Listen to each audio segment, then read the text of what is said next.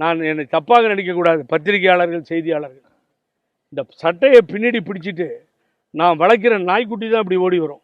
அதை விட மோசமாக செங்கோட்டையன் என்ற தலைவர் நடந்தால் பின்னாடி ஓடிக்கொண்டிருந்த ஒரு மனிதன் தான் இந்த எடப்பாடி பழனிசாமி. ஓடணும் பின்னாடி, இவர் திரும்புவார். நம்ம கண்ணில் பார்த்த காட்சிகள், வாப்பா சீக்கிரம், அங்கே இன்னும் லேட் பண்ணிட்டுருக்க, வாயா அப்படின்னு கூப்பிடுவார்.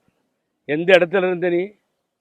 என்னைக்கு பணம் வந்தவுடனே, திமிர் வந்தவுடனே, சின்னமான்ற சசிகலா தூக்கி தெரியாமல் உன் கையில் கொடுத்ததால மக்களால் தேர்ந்தெடுக்கப்படாத ஒரு தலைவராக இன்றைய தினம் இந்த கட்சியை நாசம் செய்து அழித்து கட்சியை முடித்து ஜெயிலுக்கு அவர் போயிருக்காரு. திமுக போட்டு இப்போ கூப்பாகிஸ் அண்ணன் கூட இருந்தார் சேலம் ஜெயிலில், அங்கே போயிருக்கார்.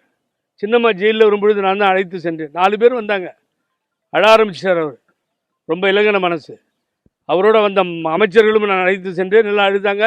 அவங்களாம் இப்போ ட்ராமா பண்ணிவிட்டு அந்த பழனிசாமியோட சுற்றிட்டு இருக்காங்க.